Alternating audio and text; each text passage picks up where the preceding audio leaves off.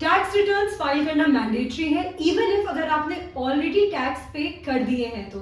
Currently income tax department आपको 4 months का time देता है जो कि शुरू हो जाता है ending of financial year that is 31 मार्च 2023 से एंड गोज ऑन टिल 31 जुलाई 2023। इन 4 महीनों के अंदर आपको अपनी आईटीआर फाइल करनी होती है। पर अगर आप इन 4 महीनों में अपनी आईटीआर फाइल नहीं कर पाते हैं तो फिर आपको कुछ पेनल्टीज पे करनी पड़ती है। Hello and welcome back to our channel Tax to Win और इस वीडियो में आज हम बात करने वाले हैं penalties on late filing of ITR.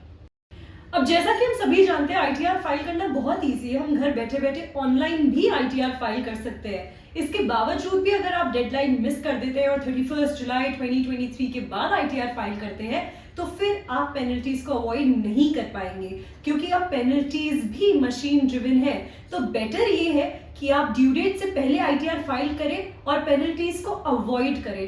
पर अगर आप नहीं कर पाते हैं तो इस वीडियो में आज हम आपको कुछ पेनल्टीज और कॉन्सिक्वेंसेस के बारे में बताएंगे जो आपको फेस करने पड़ेंगे अगर आप आईटीआर ड्यू डेट के बाद फाइल करते हैं तो। फॉर सम रीजंस अगर आप ड्यू डेट के बाद आईटीआर फाइल करना चाहते हैं या आपकी डेट निकल जाती है तो फिर आपको 31 दिसंबर तक का टाइम मिलता है आईटीआर फाइल करने के लिए।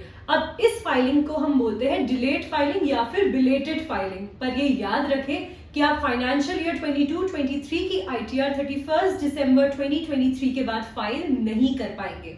अब मान लीजिए आपने 31 दिसंबर से पहले अपनी आईटीआर फाइल कर ली, तब भी आपको 5000 एज पेनल्टी पे करना ही पड़ेगा क्योंकि ये डिलेड फाइलिंग होती है।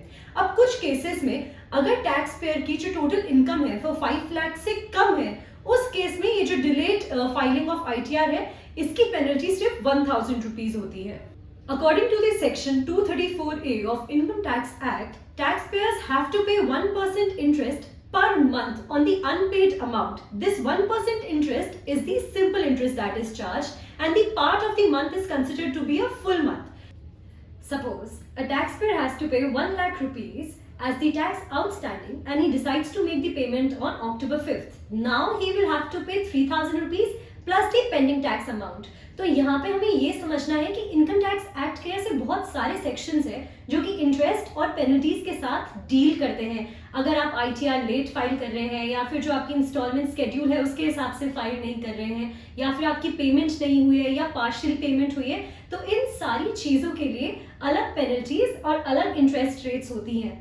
अब हमारे लिए इम्पोर्टेंट है कि इतना सब जानने के बाद हम हमारी आईटीआर टाइम से फाइल करें और 31 जुलाई का वेट नहीं करना है। आप जल्द से जल्द फाइल कीजिए ताकि ये जो टैक्स बर्डन है ना आप उससे फ्री हो जाए। So this brings us to the end of this video. Thank you for watching. This is Priyanshi Keswani taking your leave and you do not forget to follow the drill. Like, share, comment and subscribe to our channel Tax to Win and I will see you in the next video.